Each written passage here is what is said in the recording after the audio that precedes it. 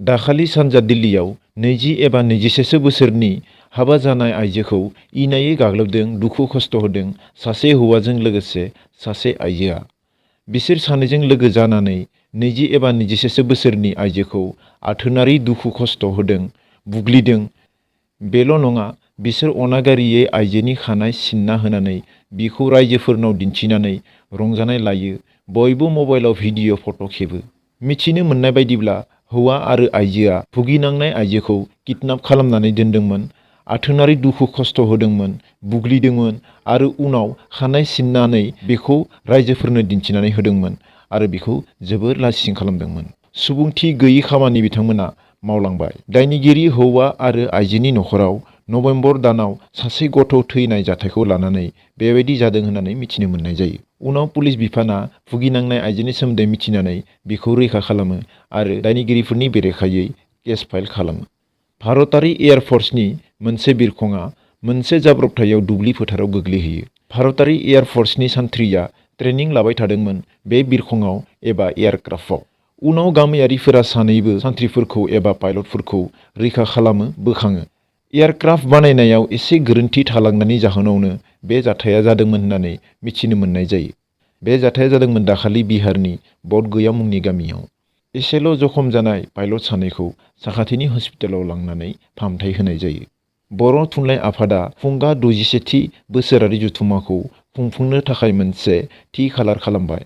फैगौ मार्च दाननि 9, 10, 11 खालाराव तामुलपुर जिल्लानि गोजोन फोथाराव खुंफुंनो थि खालामजाबाय। बे जथुम्माखौ बानजायगोन तामुलपुर जिल्ला बर' थुनलाइ आफादा। मिथिनो मोननाय बायदिब्ला गिबियाव फेब्रुवारि दाननि 11, 12, 13 खालाराव खुंफुंनो गोनांमोन, नाथाय आसाम सरकारा फोसावनाय SOPखौ नोजोर बोनानै मिरु बर' थुनलाइ आफाद आरो बानजाय आफादजों मैया सावरायफिननानै मार्च दाननि 9, 10, 11आव खुंफुंनो थाखाय थि खालामनाय जाबाय।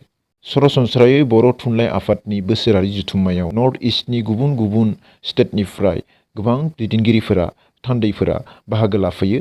लोगोसे नेपाल, बांलादेशनिफ्रायबो गोबां थान्दै एबा दैदेनगिरिफोरा बाहागो लायोमोन। नाथाय बे बोसोराव COVID-19नि जेंनानि थाखाय नेपाल, बांलादेश बायदिनिफ्राय थान्दै एबा दैदेनगिरिफोर बाहागो लाफैनो हागोन ना हाया बेनि सायाव थियै बुंनो हाया होननानै थुनलाइ आफादनि दैदेनगिरि बिथांमोना फोरमायथिदों।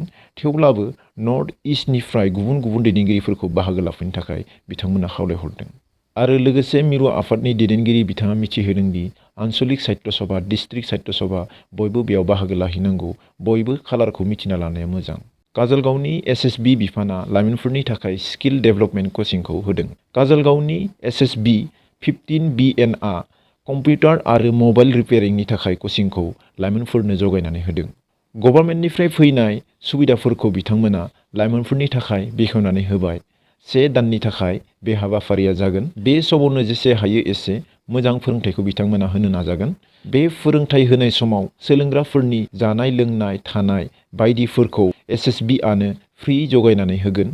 लाइमोनफोरनि जिउनि केरियार दानायाव हेफाजाब होनायनि थांखियैनो बे हाबाफारिखौ जगायना होनाय जादों होननानै बिथांमोना फोरमायथियो। बिथांमोना बेबायदियैनो सिगाङाव automobile, food processing, weaving, tailoring, driving बायदि बायदि फोरोंथायफोरखौ होबोबाय।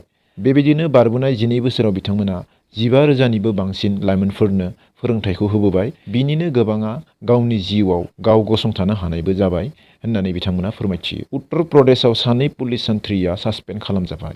जयन्त चौधरी जिन्दाबाद होननानै बिथांमोना स्ल'गान होदोंमोन, जायनि जाउनाव बिथांमोना सासपेन्ड खालामजानो गोनां जायो। मिथिनो मोननाय बायदिब्ला सुबुं खुंथाय सानाव सानैसो पुलिस सान्थ्रिफोरा राजा लामायाव बन्दे मातरम देंखो होनानै रंजादोंमोन आरो बेबायदि रंजानायावनो हरखाबै 2 पुलिस सान्थ्रिया रायजोआरि दोलो RLDनि गाहाय दैदेनगिरि जयन्त चौधरीनि मुङाव जयन्त चौधरी जिन्दाबाद होननानै स्ल'गान होदोंमोन। आरो उनाव बिसोरनि भिडिअ'आ भाइरेल जानाय लोगो लोगो बिसोर स्ल'गान होनाय सानैखौ लोगो लोगो सासपेन्ड खालामनाय जायो।